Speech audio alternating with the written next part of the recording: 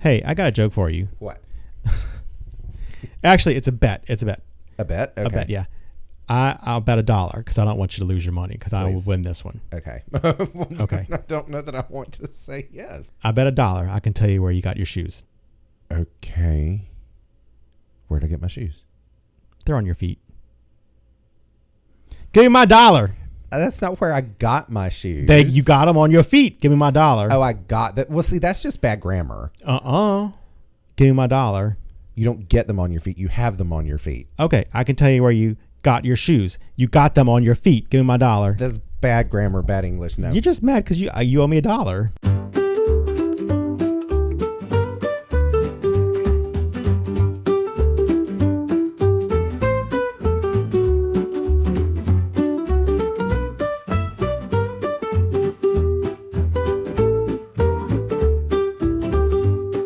Hi, everyone, and welcome to episode 7 of From Art to Atoms. The Ultimate Curiosity Show.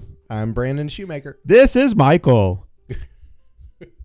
It's a Friday night, and we've worked all week, and Brandon has been... This is show week for him at work. They did 2 performances of Noises Off Wednesday and Thursday, and he's got 2 more tomorrow, a matinee and a evening performance, so he's exhausted. Yeah. And I'm here.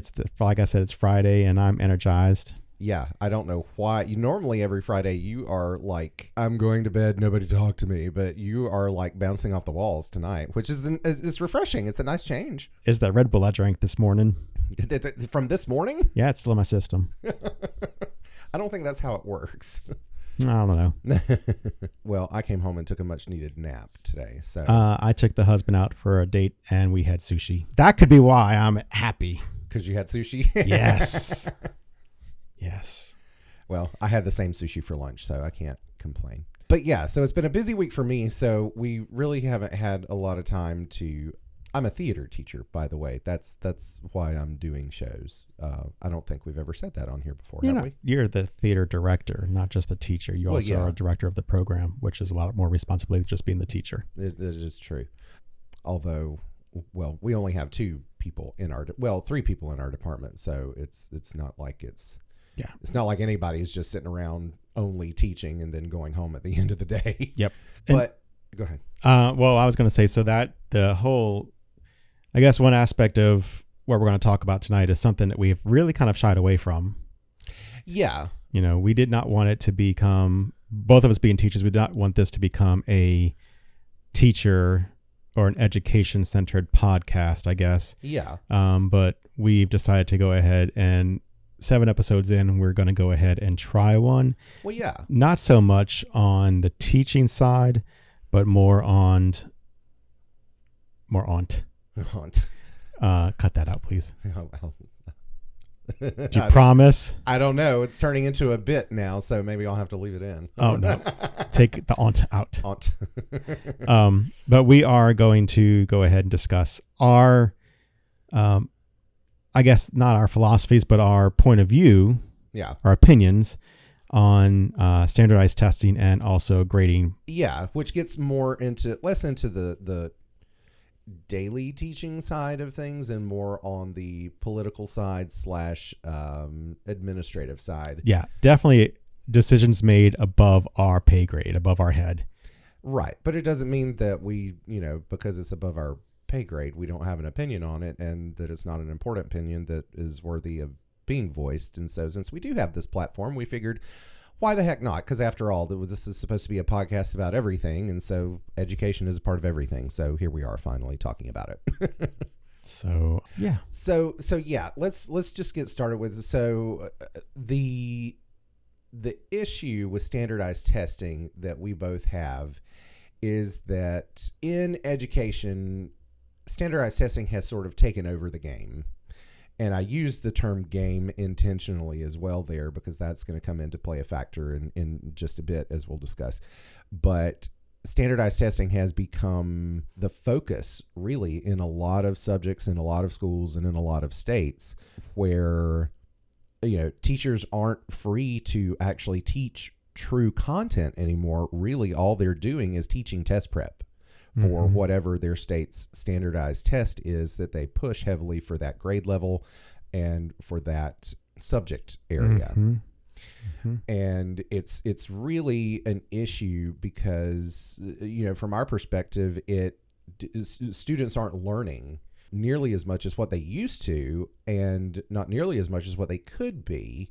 And so we want to kind of do a little bit of a deep dive into that, and why it is what it is, where the problem came from, and our approach, at least, to how we think it could be solved and fix the issue. That also, as a note, Mm-hmm. Brandon, being a theater teacher, does not have standardized tests on his content anymore. Correct. But as an English teacher, I used to for years. I taught English before I started teaching theater, and even when I first started teaching theater, I was teaching both English and theater at the same time. So even though I'm out of the realm of tested subject areas now, it still holds a very significant place in my educational philosophy, because it was a big influence on my classroom for so many years. And Michael, teaching biology and other sciences, is of course one of the core content areas that is tested. Yeah. So in most states, biology or life sciences is the only tested science at the secondary level, at the 9 through 12 level. So usually testing starts up in third grade, and your students are tested every single year, definitely in math and English. Yeah. And I say English, I guess I should say ELA, English Language Arts, because that includes reading and literature, plus mechanics or writing.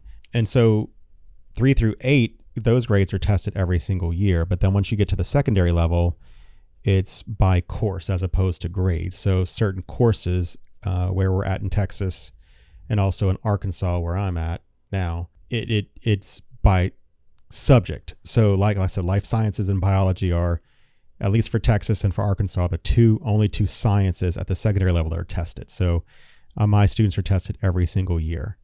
And one of the biggest things I have about that is that my performance as an educator is judged based on my students' performance on one test given one day out of the year. So, and then the school also is judged based on standardized test scores for those certain subjects. So while we have teachers that teach art and teach theater and teach music and everything like that, from the fine arts and even sports with athletics, those teachers are also judged as a whole based on our performance for the core subjects, which is English, math, social studies, and science. So it's really the fundamental flaw with standardized testing is that it isn't any kind of true measure of learning. And let's just get to a very philosophical point that we have to really address before we can dive into standardized testing. And that's the fact that when you think about learning, it's not quantifiable. It's not something that can truly be measured. You might as well ask someone how much they love their child. They can come up with all these qualitative descriptors to express how much they love their child, but ultimately that's not something you can count. And learning is the same way. It's a qualitative aspect of the human condition that isn't something that we can truly count. So then why do we bother trying to count it then? Well, to get at that answer, you have to really look at the fact that that's where politics comes into play, because ultimately learning is a very complex thing that you really can't understand unless you do have a degree in the subject. And you have politicians who are involved in all of the policy making for education, and politicians don't want to know the minutia of what learning is truly all about and what it involves and how you actually look at the effectiveness of teaching and learning. They want a spreadsheet that they can look at and point to numbers to say this group is better than this group, which also is flawed logic, because when you're talking about learning, everybody learns in a different way. And so you can't accurately say that anybody is better than anybody else at learning, because again, it's almost like saying this person is better at loving than this other person. Well, I was going to say, what you just said, you're talking about like the government in control of everything and they just want numbers. Reminds me of like a CEO. And I say that because a CEO is so detached and has been detached from the level of worker that is the productivity worker. Just like the government and those in charge are so detached from the teacher or the frontline people in education that they are the decision makers but have no sense of connection to those that they're making decisions for.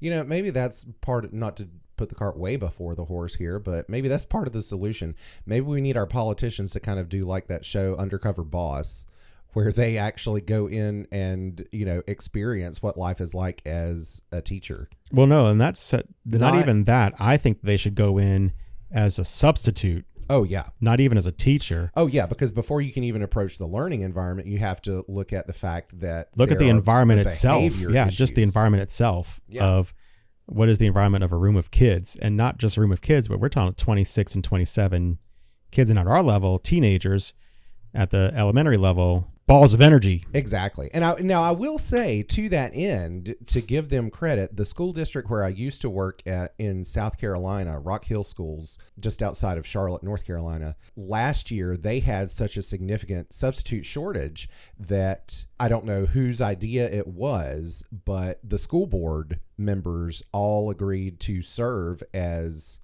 substitutes. Well, whoever's idea it was, give that man a raise. Well, exactly, because I think that is, a true authentic but that is a true authentic experience for politicians to actually have, to gain some actual informed opinions about school and schooling. Yeah. So as you can tell, we're both very passionate about this subject, and so we're going to try our best in post to make sure that this episode doesn't last 2 hours, and it's also not a gripe session. Exactly. So there are a number of things that we could do in terms of just complaining, but well, let me jump in here really fast. Yeah. And on that note, let's just say that we will give our opinions on that negative, but also the ways both of us have approached trying to not fix it, but trying to either work around or try to improve certain aspects of grading and grading systems in our classrooms, because both of us have different viewpoints and ideas about how to fix that as well. Yeah. And we've definitely, because we don't agree with it, we've definitely looked into it and researched different techniques to kind of see if we can improve our own classroom practices. Yeah, absolutely. And I think that's something that's important for every classroom teacher to realize, acknowledge, and embrace the autonomy that you do have. And we realize that, every school, every district, every state is going to have a different level of that autonomy. Some, it's going to be very, very constricted. And for those of you, I truly feel for you. I have been there before in situations where it is incredibly constricted and it's not pleasant. But for those of you who are fortunate enough to have a little more freedom and a little more leeway in what happens in your classroom, take that as an opportunity and really explore some of these ideas that we've come across and find other ideas of your own. Okay, so let's start out with, first off, the concept of standardized testing has been around forever. Did you know that standardized testing actually began in America before the Civil War? No. Yeah, I found that out today when I was doing show prep, but it didn't truly become the monster that it is until, of course, the 20th century. And it really kind of began with a few different tests. Do you remember the Stanford Binet? No. Oh, you never took that? Mm-mm. Oh, we took that in elementary school. I remember that was the first, because it was called the Stanford Achievement Test, which is SAT. And so for the longest time, I thought I had been taking the SAT from the second grade. So yeah, not the SAT Scholastic Aptitude Test, but the Stanford Achievement Test was what we took when we were in elementary school. See, so that's different for me because I'm used to, in Louisiana, they give the LEAP test, which is the Louisiana Educational Assessment Program test in grades 3 through 8. And I remember even in the mid 80s growing up, we took LEAP every single year. LEAP then too. Yeah, until high school. And then at high school level, we had graduation exit exams. Yeah. Well, see, South Carolina, the test names changed so many times in a very short amount of time, too. We had the Stanford test. After that, we had the high school exit exam when I was in high school. Then that turned into HSAP, which was the high school assessment program, I think. Mm-hmm. And then it became end of subject test. Mm-hmm. Subject specific test, I guess. Yeah. Yeah. Or end of course test. Yeah. And then now they've done away with the exit exam in South Carolina altogether, and now they just take the ACT, which I do think is at least one step in the right direction. If you're going to make everybody take a test before the end of high school, at least let it be a test that's going to be somehow applicable to something else. But it's not. Exactly. Because if you're not going to college and you're going to, let's say, trade school or anything like that, okay, well, ACT is not. Well, that's why they also have to take ACT work keys, which are you familiar with work keys? Yes, we do work keys. Yeah. But is that the option other than can they take one or the other? I don't remember. I think they take both. I think everybody takes work keys and the big shebang, the real ACT.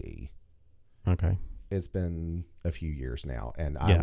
I was already, when they started doing that, it was my last year teaching English, and that was teaching freshman English, so I wasn't involved. So I guess the biggest thing for me right now, the biggest notice, I guess, in shift in our modern schools right now is, in 2002 when No Child Left Behind was enacted as a law. Right. And federal government then came in and said, hey, look, states, we're setting a federal mandate that you as a school, as a state, have to meet these requirements. And so that No Child Left Behind Act really took a lot of power away from the local and the state level and made it a federal issue. And they implemented, that schools would have to be at a certain level of performance, teachers would have to be, and so would students, and that the standardized test was a major component of that score. Yeah. And so we're 22 years into this. So we've had a whole generation of students come out of schools built on nothing but test. So what we've seen as educators is that there's an increase in number of students with test anxiety. Mm-hmm. There's a decrease in learning because teachers are teaching to the test. Meaning, like Brandon suggested earlier, not only are they teaching the specific content that's going to be tested, but also they spend more time on test-taking strategies rather than on just learning the content. And then we lose days. When we test at a school level, the entire campus is shut down. Yeah. And we lose days. And I know that our school district right now, I think we have 11 or 12 days this year of testing. And that is practice test, interim test to gauge where you're at certain points throughout the year to get feedback and I guess to kind of make a game plan of where you can go to improve. So we're losing time focusing on these tests. Well, and our school district is even worse because they have, in addition to the state mandated tests, we also have district benchmark tests, which are given, I don't even know what the frequency is. Is it those 4 times, I think? It's twice every, no. Yeah. Is it twice every semester? I think so.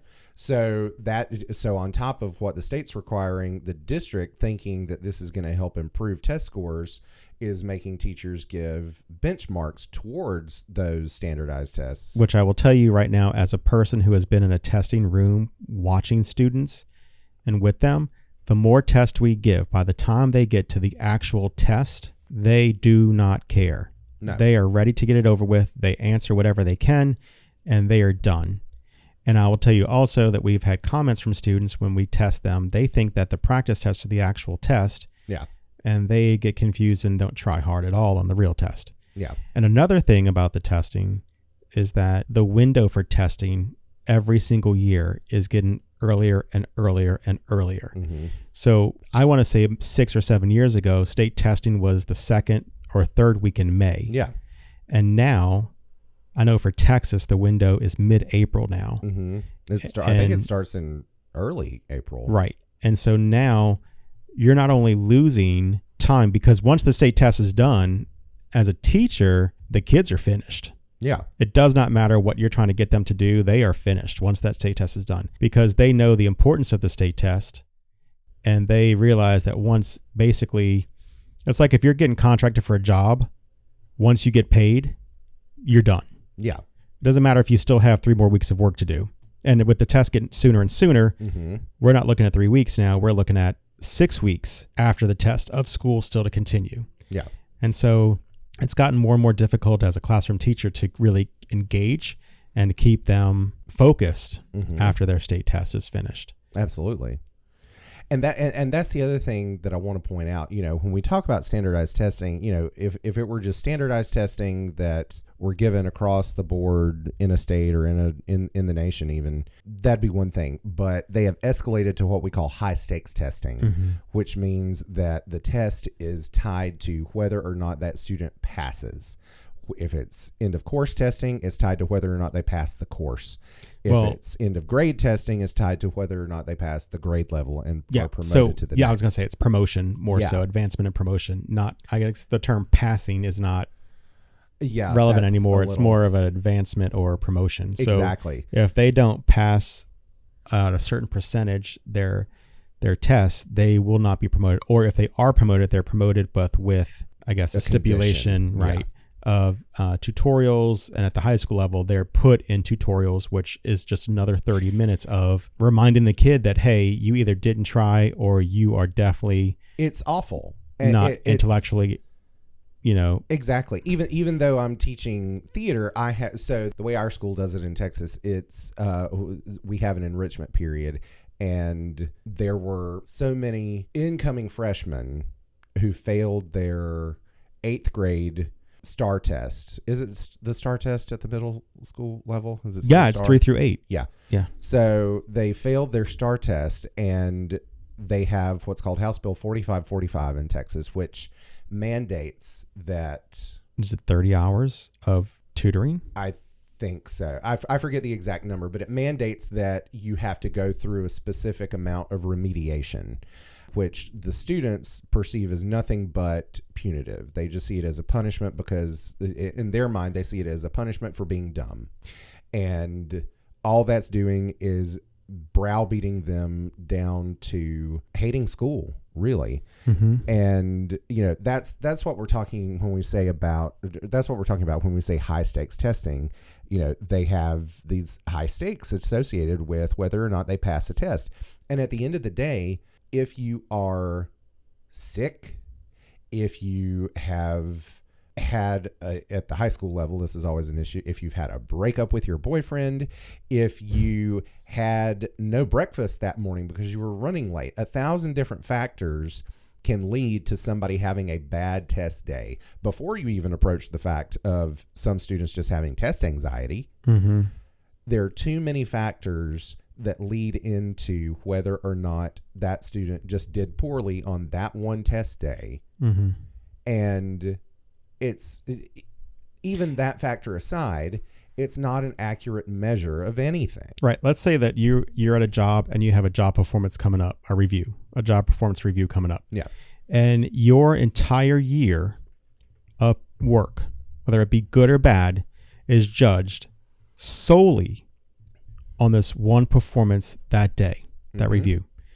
And so let's say that, something happens in your life and it just happens to fall on that day. Should you be judged on the entire year's worth of good work because you had a bad day and that just happened to be the day that coincides with your review? As an employer, a good employer would take into account everything that's done. It's not just a one-day thing. It's an overall view. And you mentioned something about loving your child and stuff like that earlier. And it got me thinking, if you had to basically say, how much do you love your child? Yeah. And let's say that you only got one day to measure how much you love your child. And your love is being judged on that one day. Yeah. Well, let's say that little Johnny just happens to be a holy terror that day. Do you love him? Yes. Are you frustrated with him? Yes. Are you going to be able to demonstrate how much you love him accurately on that day? No. And that's high stakes testing for us as teachers. Yeah. That's what it is for the kids. It is taking what they've done all year long and not caring about any kind of goodwill towards their studies or any kind of effort. Yeah. It's not taking any kind of effort displayed throughout the entire year, or not even effort, but growth. Right. Yeah. As soon as I said effort, I was like, wait, that's the wrong term. You could be at a 50 at the beginning of the year and be at a 55 at the end. And that +5 shows growth. It might not be at a certain level of passing, but you have improved, and it doesn't count into any of that at all. Exactly.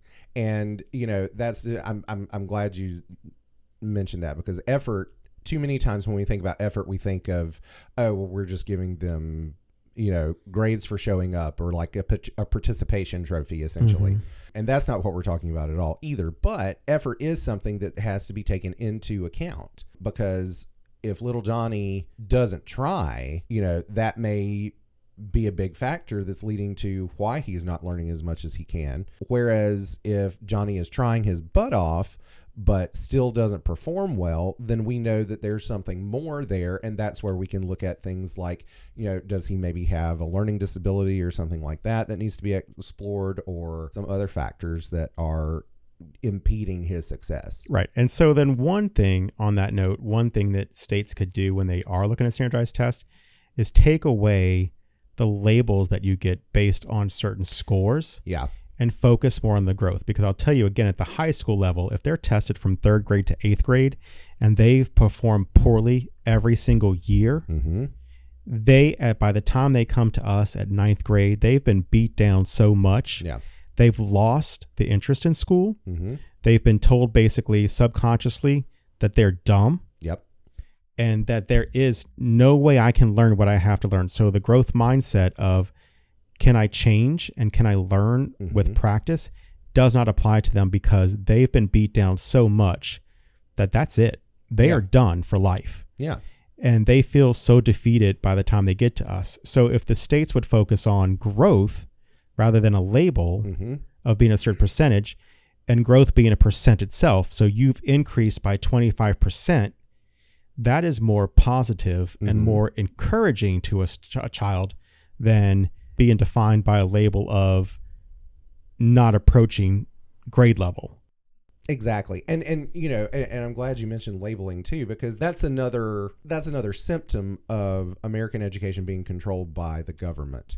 Because and even though, we talked about No Child Left Behind, even though No Child Left Behind was replaced in 2015 by ESSA, right, it's still flawed. It's a little bit better, but it's still a flawed system that is focusing on all the wrong things. Ultimately, looking at labels, looking at test scores is a means of simplification for third parties.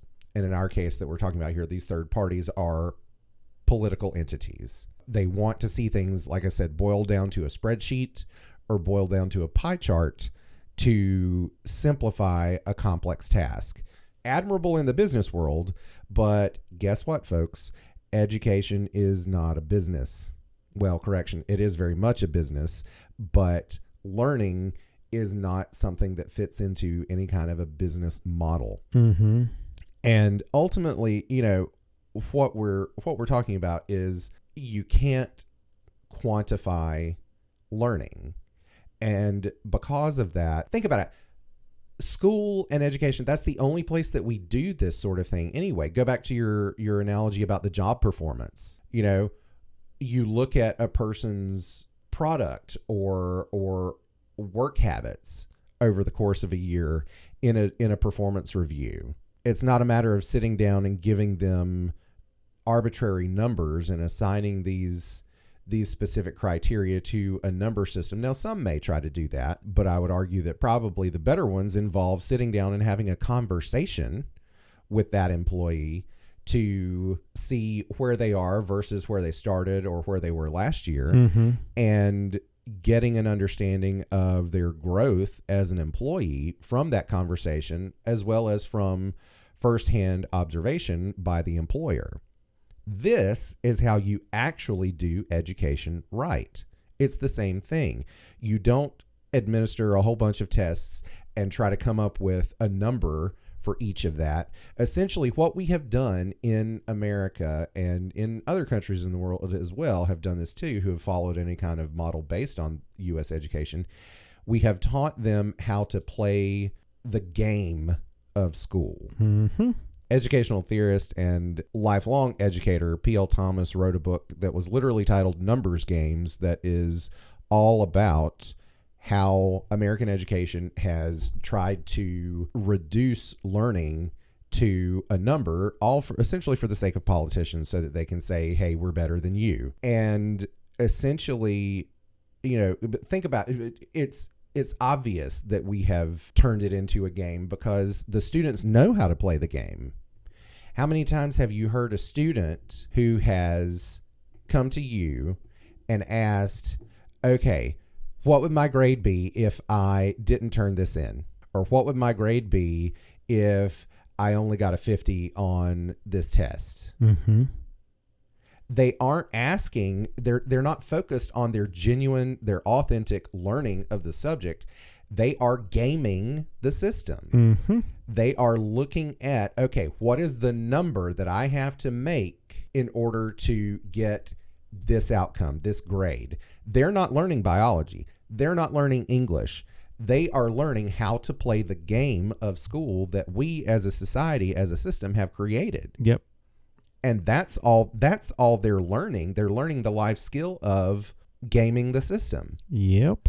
And so, that gets to kind of the heart of the matter of what Michael and I, and even more so I, have kind of come to adopt, which is the fact that grading at all is reductive. That putting a number on something that is a work product of a student is diminutive, it's reductive, it's demeaning. Because think about this, if you have a job in advertising, okay? Or if you have a job in, let's say, theater, okay? Any kind of job really out there, if you have to produce a product and then somebody assigns you a number to that work, how demeaning is that? They've taken your hard work. Think about an artist. I don't really like that one that much, so that only gets a 50 for me. I'm in my spare time, when I have spare time, I'm an abstract painter. Michael's not a fan of abstract art for the most part. Okay. What would you quote unquote grade my painting as? You wouldn't pass. Exactly. Because that's subjective. Yeah, it's subjective, but so is all grading.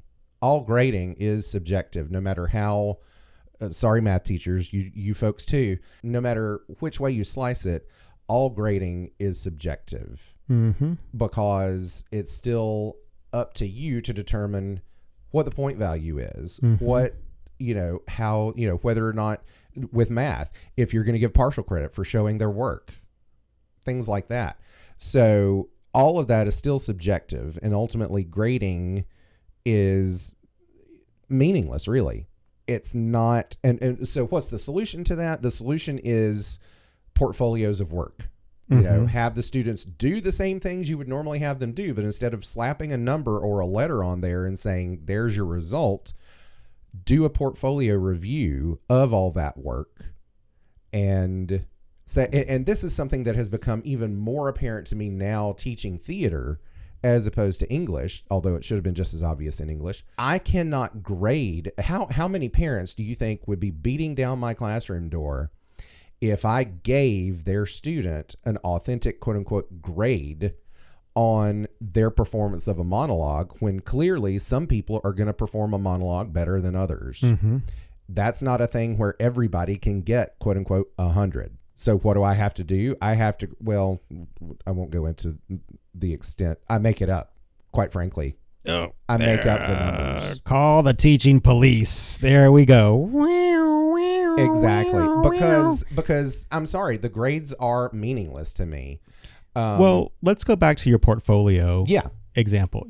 So I want you to think of an artist. So if you are an artist, let's say that you were learning sculpting. Yeah. Your first sculpture, your first sculpture is not going to be your best work. No. But over time, do you improve as you learn the skill? Yeah. That's what grading should be. Exactly. It should not be a numerical game. It should be growth over time. Yeah. Learning mastery over the skills that you are supposed to learn. Exactly. I can't make a student perform a monologue and give them a grade on it.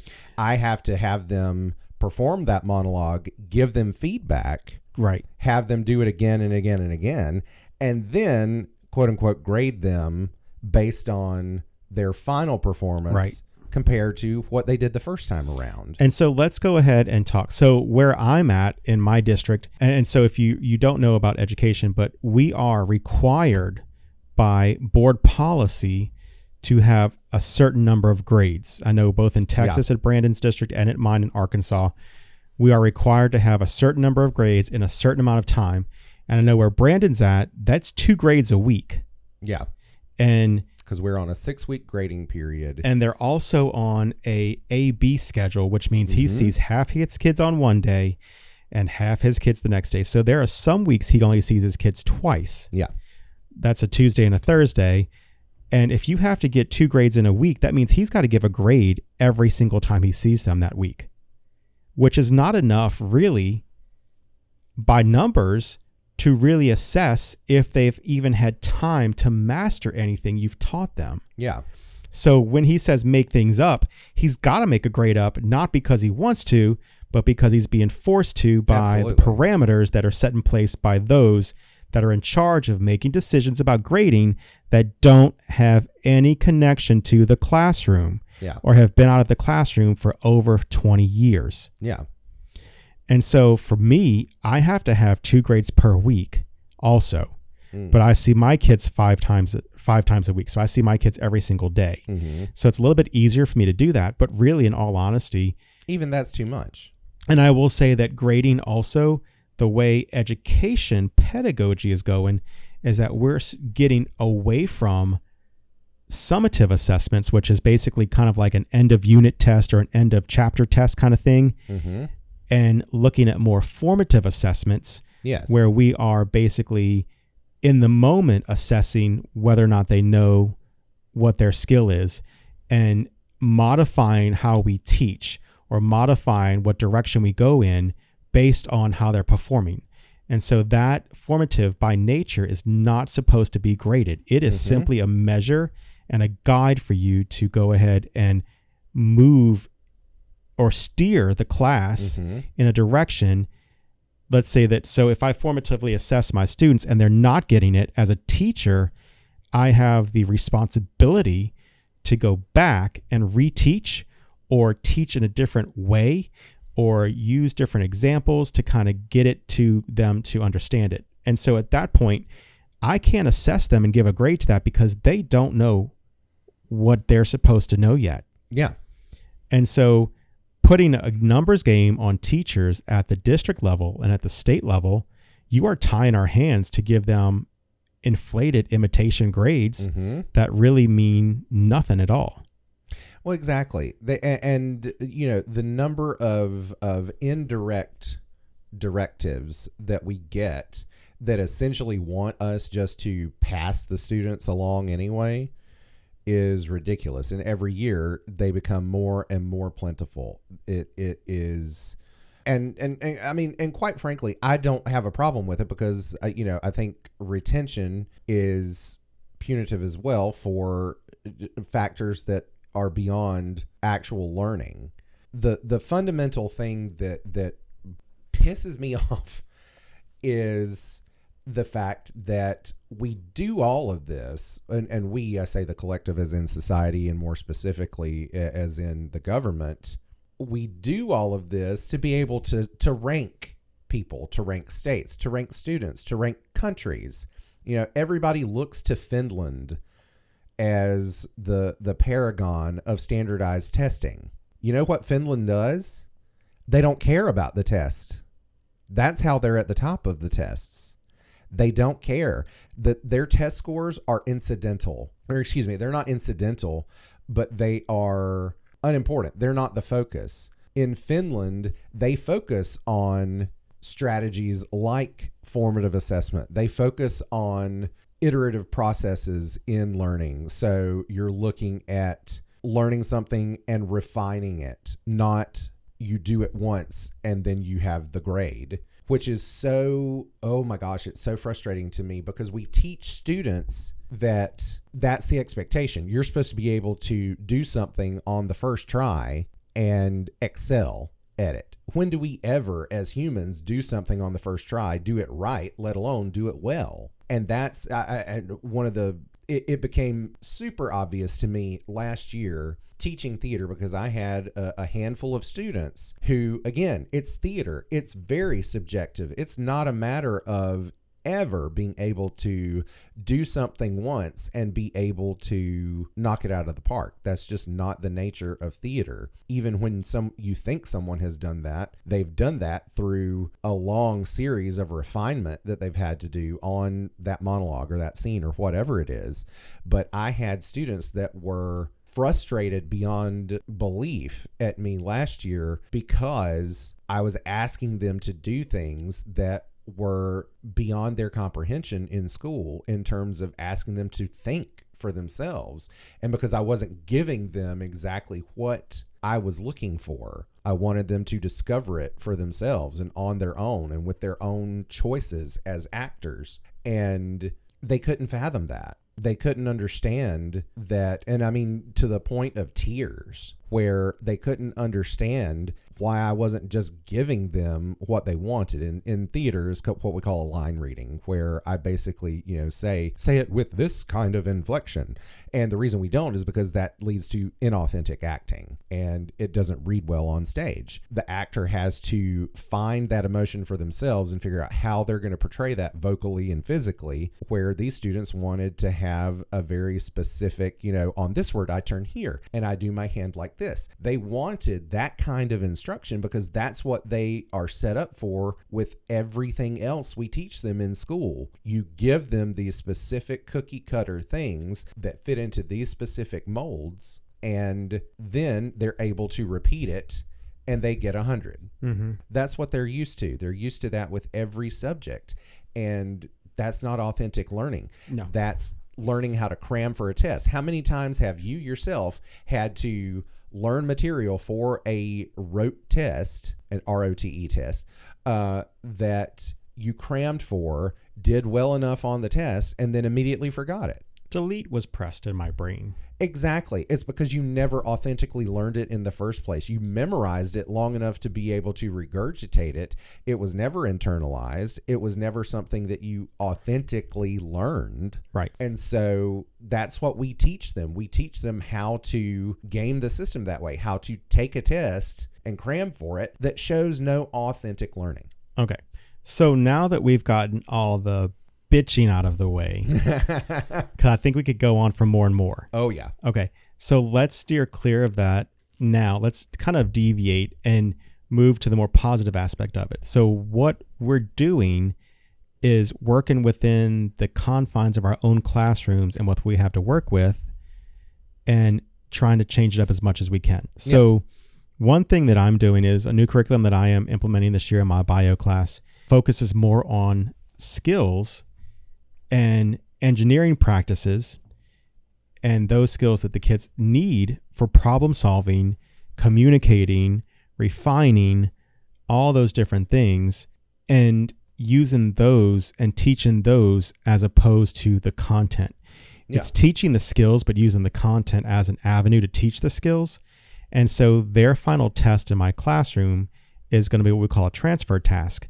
So their end of unit test is a transfer test where they're taking what they've learned and applying that to a new situation that's similar to what they've learned, but completely different situation, where they have to demonstrate that they understand what's going on in a different context. So it's not memorization of facts. It's not memorization of data. It is learning the skill and truly learning it with understanding to then move on to the next thing and transfer it to another situation. So that's one way that science teachers are actually moving towards. And if you're a parent, you're going to see this in your science classrooms. And I'm not going to say if they're a good teacher, because not all good teachers are going to do this, and not all bad teachers are going to do this. But if your teacher is really, if your science teacher is really trying to advance and move in the direction of true science, they're going to end up doing this. And so I will tell you right now, we are 4.5 weeks in. My kids are struggling because they're not used to it being all on them. They need to figure out the problem. I am just guiding them through the problem. Well, exactly. And just like an engineer or a scientist or a doctor, there's a problem that we present to them, and they need to gather the data and gather all of the different aspects of it. They need to find patterns in the data we're giving them, and they're analyzing stuff and they're communicating with each other. And they are struggling because they're so used to what we call sit and get, where they basically sit and the teacher does all the work for them and they get it. Well, we find that they're not getting it. And so we're focusing more, like I said, on the skill as opposed to the content. The content is embedded in the skill, but they're learning it through that skill that we're teaching. And so really, in this aspect, the student is responsible for all the work. The teacher is just guiding them through it, but they're the ones coming up with the questions. They're the ones coming up with the possible solutions. They're the ones coming up with all these different things. And not only that, but they're sharing it with each other. And they're learning from each other, not from me, but from each other. Yeah. Which is great. And so I, as a science teacher, am very pleased with the way my new curriculum is going in that aspect. And I think over time, the kids will also see that. They're struggling. They're growing pains right now for them. But their minds are starting to be reshaped. Yeah. And we're looking at plasticity with the mind to the point where we are reshaping how they think and how they are approaching school. It's no longer the way it used to be. Yeah. Because I will also tell you that our state test has changed in the past 2 years in Arkansas. And it is going more to skill-based test with embedded content, not just can you dish out the facts. Right. And so we've had to modify our teaching methods to not adapt to the test, but adapt to the way we want them to learn. And for once, the test is adapting to the way we are teaching in our classrooms. Good. So it is adapting to the teacher, not the teacher adapting to the test. So that's one thing about standardized tests that we are changing. That's definitely a step in the right direction. I wish more, ultimately I wish we would do away with the standardized tests altogether, but I definitely think that's a step in the right direction, at least, while still staying within the mold. So then the other thing is grading. So let's talk about grading. Like I said, I have to get 18 grades in every 9 weeks. Real quick, press pause on that, because what I want to follow up on what you just described in your discussion of your approach. What essentially you're describing is what is the true STEM or STEAM model of teaching, which science, technology, engineering, and math. For STEAM, add in the A for arts. And there are many schools that will call themselves a STEAM or STEM school, but what they mean by that is not the true STEAM or STEM method. What they mean is they're going to emphasize science, technology, engineering, and math. Yes, which basically when people think of that, they think robotics. Yeah, exactly. And the true STEM methodology is intended to be embraced in all the subject areas. And it's a matter of teaching and learning as an iterative process rather than as the sit and get. And it's about, because again, it's trying to retrain students into seeing failure as a good thing and as a learning opportunity, as opposed to seeing it as I suck at this content, or I suck as a human being because I didn't get 100 on this or whatever. It teaches them that it teaches them that, anything it's always a process. It's a cycle. STEM talks about the design process, and that's really at the core of how that teaching methodology is approached. And I absolutely love it. When I first learned about it, as I always like to say, I very quickly drank the Kool-Aid on STEM and STEAM, because it made sense, especially when I was teaching English, because I never expected a student to write an essay and I would grade it. Thankfully, again, I mentioned him before, P.L. Thomas, he was also my high school English teacher. That is how he taught us, was we would write an essay, he would mark it, and then he would give it back to us and we would rewrite.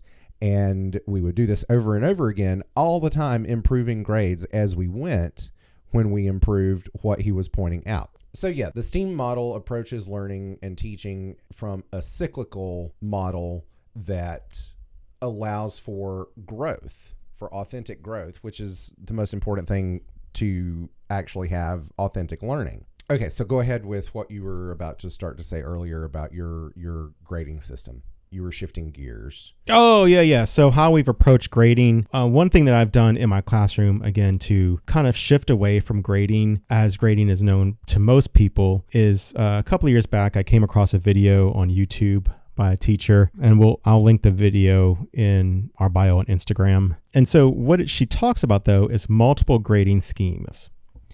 And so what this is a little bit extra work on the teacher's end at the forefront where you're setting up your spreadsheet. But what it is it's basically taking 3 different grading platforms and applying your students' grades to all 3 platforms, and basically taking whichever one is the higher of the grades. And so what grading schema 1 may look like is it may be more heavily focused on the test, like a summative test, and less so on the daily work or the practice. Mm-hmm. And in this case, it benefits the student who is naturally intelligent, mm-hmm. that is going to perform well on a test, and sees the daily work or the practice as redundant and a waste of time. Yeah. And then on the other end of the coin, you have the opposite, where the test is not weighted heavily, but more of the daily work is weighted heavily, because this is the student who suffers from test anxiety, who does not do well on test, but puts forth the effort of the practice throughout what you're teaching, mm-hmm. and therefore their kind of daily work would be more an improvement. And so that then puts the focus on the daily work or the growth as opposed to the test. And then the third one is right kind of in the middle, where it is equal test and daily. And, this is for the student who needs a little bit more practice, mm-hmm. but not as much, mm-hmm. but also does moderately well on a test. Right. So with 3 different schemas, you have the kid who performs well on a test and doesn't need the daily practice, the kid who does kind of even break on test and daily work, and then the student who does poorly on tests, but puts forth the effort on the daily work. And so the kids fall in one of those 3 categories. And with the daily or the multiple schemas, you are just applying their work in all 3 schemas to see how they fare. And whichever one they fall best in, that is the grade ultimately that they will have on the report card. Yeah. So it's been a shift, and it's definitely been a challenge, because with having progress reports halfway through the semester for us, or halfway through the 9-week grading period, we have to have so many grades in. The problem is that when you apply those percentages in, the daily work might be heavy and it might look good, or the student who does well on a test might not have a good daily work grade. Yeah. So when interim report cards come out, and then that's a different grade than is what is actually reported on the report card. So I've had some kickback a little bit, but I am trying to adjust and modify to benefit my student as opposed to benefiting the system. Well, and I will say that the system that you're describing really does, it doesn't lend itself to the easiest means of interim or snapshot, where am I standing right now? Because you don't know where they're going to come out in the best scenario until the end of the grading period. Well, I will tell you this. So the one way that I've approached this is definitely open communication to parents on the forefront. Right. So and I will say that's always going to be policy or best practice number 1 is always let your parents know when you're doing something new and different. Correct. And so what I've done, though, is I've tried to let them know up front, but then also making the students accountable for tracking their own grades. So that way they have access to the spreadsheet and they're tracking their own grades too. Yeah. And if not tracking, at least they have view rights to see the spreadsheet, mm-hmm. as well as the parents. So the parents can log in to check the spreadsheet anytime they want to and see a live report of their grades. So that way they understand. And again, as long as they know up front that you're grading from this and it's the benefit of their student, mm-hmm. I've not had a parent that say, no, I don't want it that way. Right. Because it's to the benefit of the student and their learning abilities, not, again, the system. Right. And so as long as they understand that and they're monitoring the correct thing, because like in both of our cases with districts, parents have a portal that they can check grades on 24 hours a day, anytime they log in. And so they're used to going to that portal to check grades. But if they see my spreadsheet, that's going to be their check there. So again, it's just a matter of being very clear with parents and very open with the policy of how I'm doing it and letting them know up front, this is going to benefit your student. Yeah. As opposed to the system that's designed not to. Exactly. And, and that's parent communication is key. Like I said, anytime you're doing something that's novel, that's new, that's outside the box, because if parents aren't in the know, you're going to get pushback automatically. And it's going to be a hard uphill battle. Several years ago my grading structure is different now as a theater teacher as opposed to when I taught English. But several years ago now, I did a sort of a classroom experiment with the blessing of my administration. I had a great supportive administration. I wrote this big proposal to create a gradeless classroom where you don't give numbers or letters to assignments, again, because they are all reductive and demeaning to the work, and instead base their final grade on portfolio review. And my principal, he agreed with all the research that I showed him. His only issue was, he wanted me to have some way. He wanted the parents to have some way to know where their student stands, which, is understandable, especially when we're used to these systems that they can check on a daily basis or hourly basis if they want to see, what their grades are. And essentially his solution for that was to do essentially a system of satisfactory or unsatisfactory.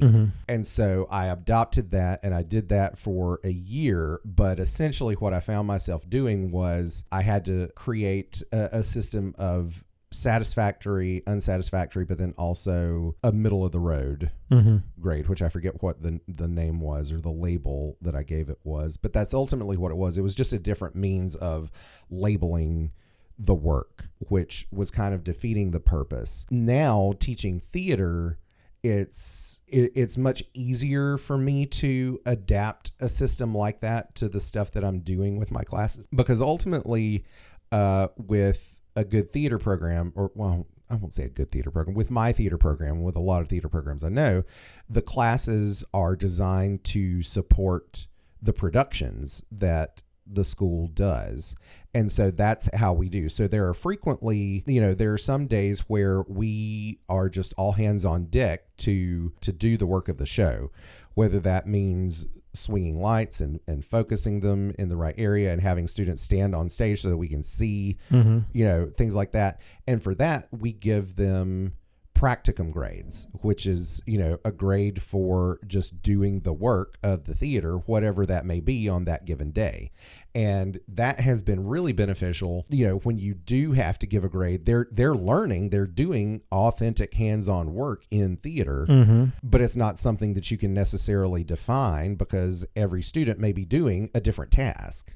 So doing the practicum grades has been a great solution for that. Yeah. I'm still, so years ago, there was, when I first learned about the gradeless classroom approach, there was a book called Assessment 3.0 by Mark Barnes that I was introduced to, and that I subsequently introduced Michael to, though he doesn't have a recollection that I was the one who introduced him to this book. Hey, I read a lot of education books, so. I read a lot.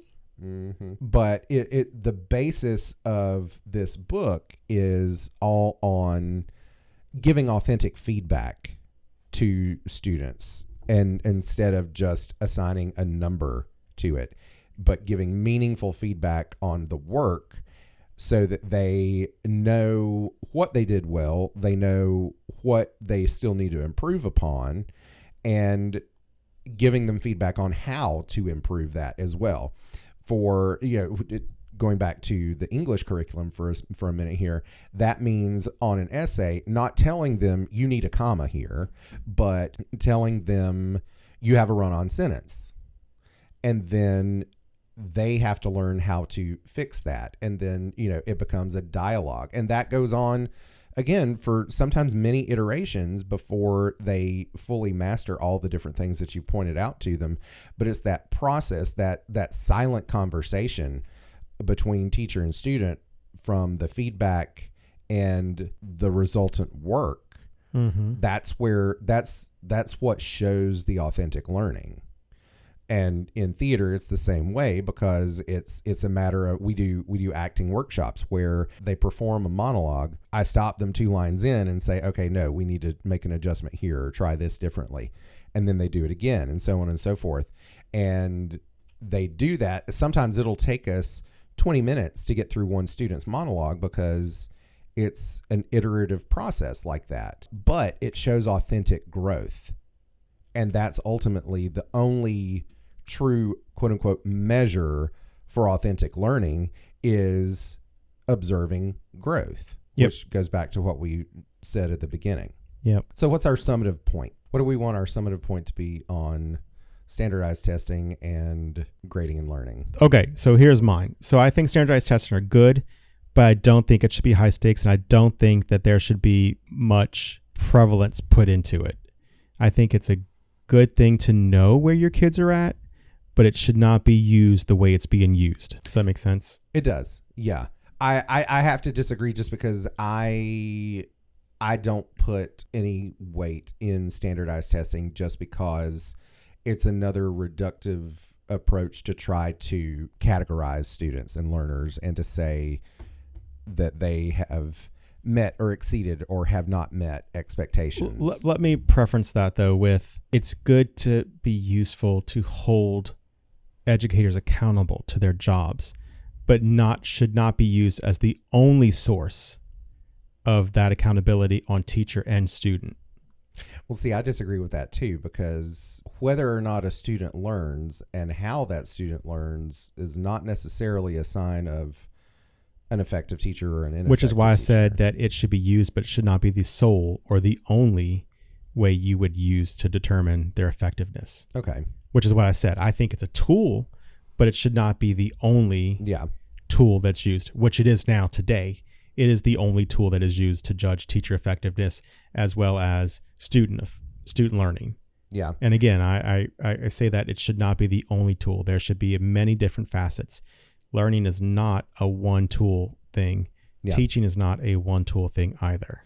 I think, I much more prefer the Finland model where, doing well on the standardized tests is just incidental. It's just, oh, well, that's great. Doesn't really matter, but, okay. Because I truly believe learning is an individual process that varies from each student to each student. And there's no way of measuring that, which is ultimately what standardized tests seek to do. And in terms of grading, again, I believe that it's best to not grade, but to, review portfolios of work and look at the work samples as a product of learning.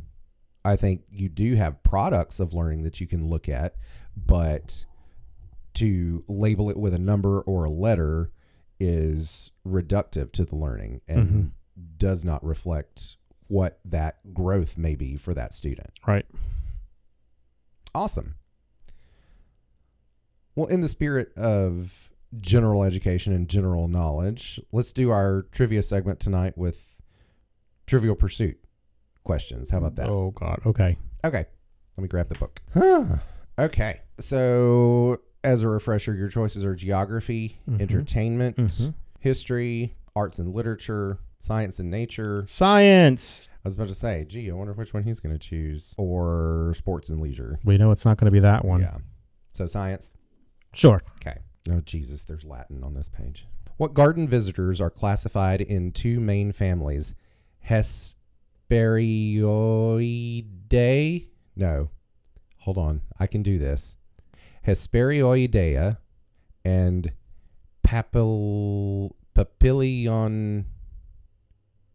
Papilionioidea. Want to look at it? Yeah. Yeah. Bees and wasp. Okay, let's see. Ooh, no. Butterflies. I was close. I had an insect. Yeah, true. What berry has the highest antioxidant content? I believe it's a blueberry. Oh, close. Raspberry. That was my guess too. Oh, raspberry's even closer. Blackberry. No. So much better than both blueberries and blackberry, or blueberries and raspberries anyway. Oh no, I love blueberries the best. Number 3. What is the largest dinosaur so far discovered? He is holding his hands up literally at me like. When was this book written, first of all? Because that might have changed in the past 10 years. Well, yeah, it's been longer than 10 years. This was published in... Not that I'm going to get this right anyway. I don't know. I've at least heard of this one.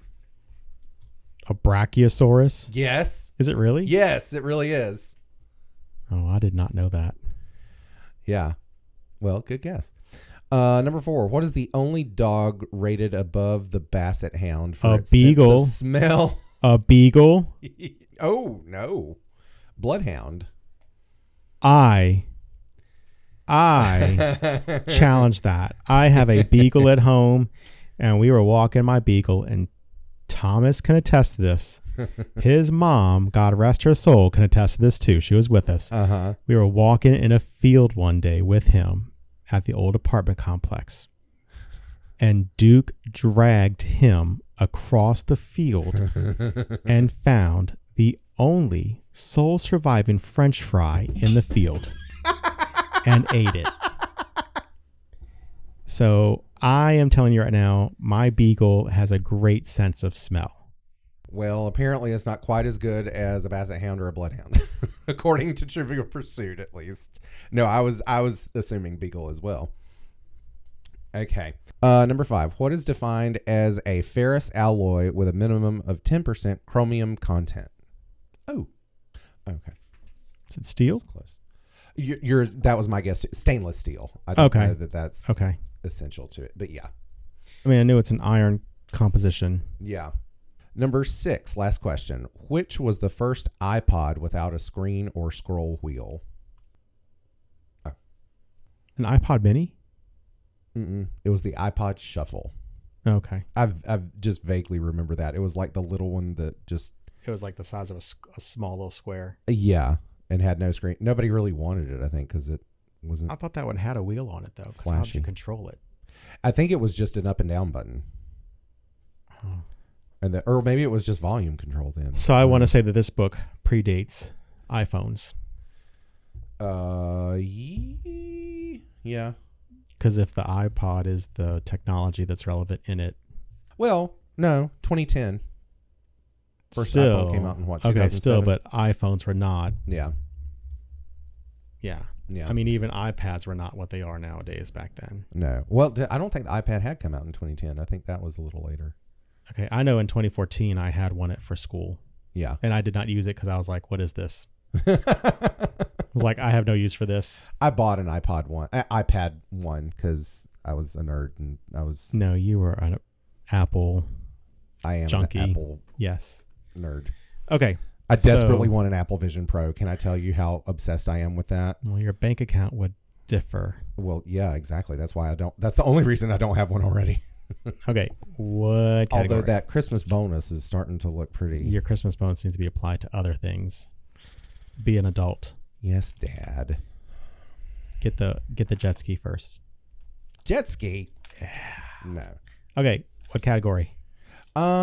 Sports and leisure. God, no. I got that one. Let's do history again. Okay. I like history. I don't always know it, but... Okay, I'll even let you pick your own page. How about that? Oh, no, I don't care. Okay, fine. Anything. What? Don't go flipping pages now. I'm not. Okay. Where does Pennsylvania's most famous groundhog reside? Puxatawny.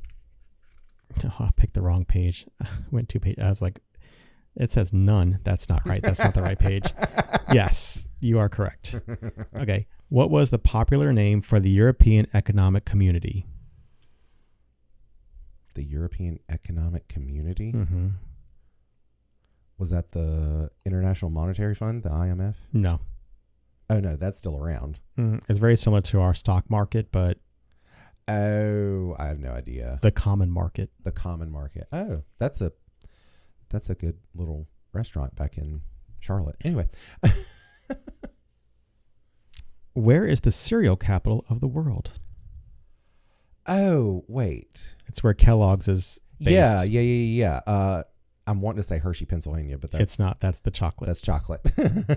I've known this. Is it Ohio? Someplace in Ohio? No. Oh, where is it? It's Battle Creek, Michigan. Oh, okay. What triumphant arc became an east-west German border crossing in December of 1989? Is that the Brandenburg Gate? Yes. Ah. How the hell do you know that? West Wing. How did the founder of Vassar College accumulate his wealth? Oh. Railroad tycoon? No, I had to get my eyes open for that one. Oh. It says he's a brewer. Oh, okay. I thought it said he was a beaver. Building dams, then, apparently. That's right. That's how he got his wealth. Who was Elizabeth I's father? Henry VIII. Yes. Okay. That was it? Yep. That was it. Okay. Da, da, da, da, da, da, da, da. What is that? I don't know. All right. Well, that's all for episode 7 of From Art to Atoms, The Ultimate Curiosity Show. Thanks so much for listening, and we hope you'll join us next week for Episode 8. Episode 8. Yep. Yay. See you then. Bye.